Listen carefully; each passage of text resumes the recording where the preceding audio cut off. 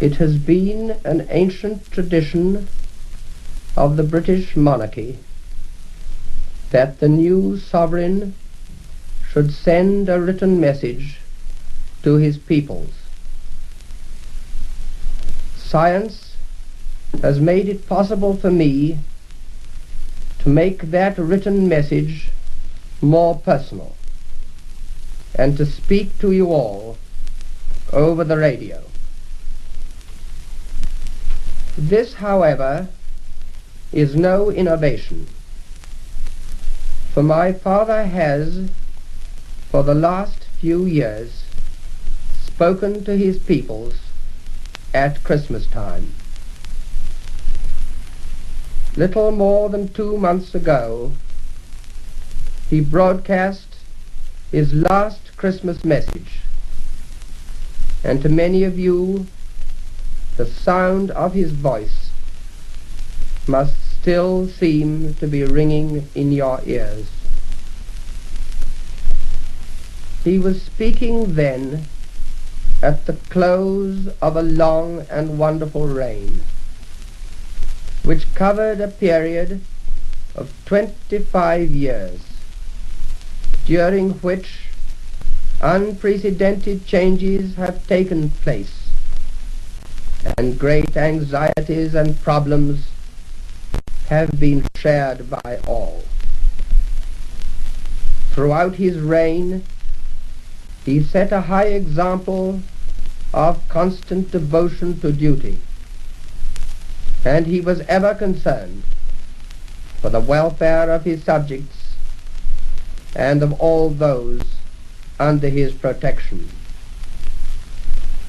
In times of adversity, his calm confidence was an inspiration to all his people, and he shared in their joys as well as in their sorrows. I know how in the dominions, in India, in the colonies and dependencies, the bond of loyalty to the crown, that symbol of the unity of many lands and many populations, has been strengthened by the tie of personal devotion to my father. I feel that his death is not only an overwhelming grief to my mother and to us, his children, but that it is at the same time also a personal loss to you all. To the princes and peoples of India, I send my greeting as the King Emperor.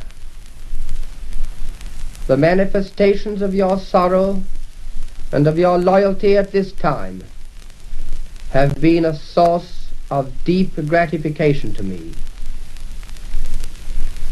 The associations in peace and in war between the British and Indian peoples have been long and honorable, and the example set by Queen Victoria, King Edward VII, and by King George lays on me as their successor a solemn trust to maintain and strengthen those associations.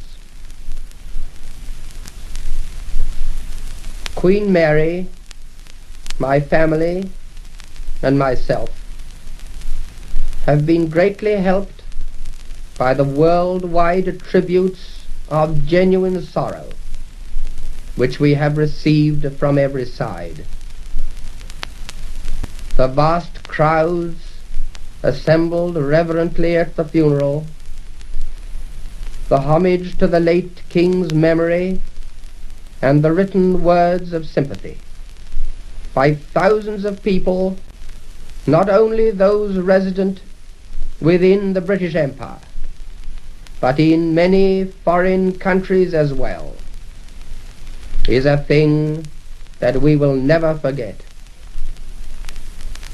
It is wonderful for us to know how universally my father's great qualities have been appreciated and valued.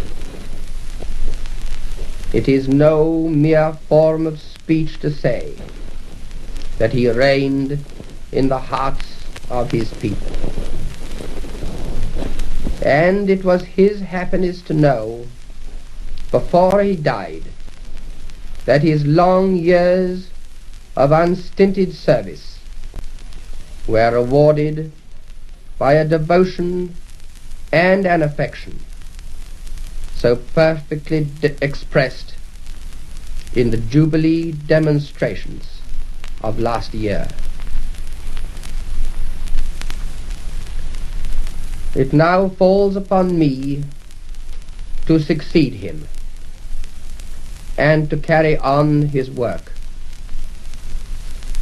I am better known to most of you as the Prince of Wales, as a man who, during the war and since, has had the opportunity of getting to know the people of nearly every country of the world under all conditions and circumstances.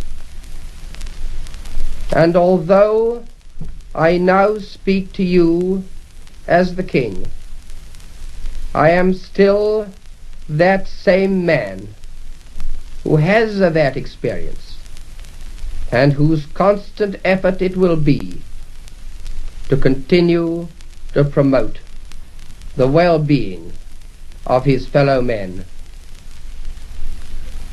May the future bring peace and understanding throughout the world, prosperity and happiness to British people, and may we be worthy of the heritage which is ours.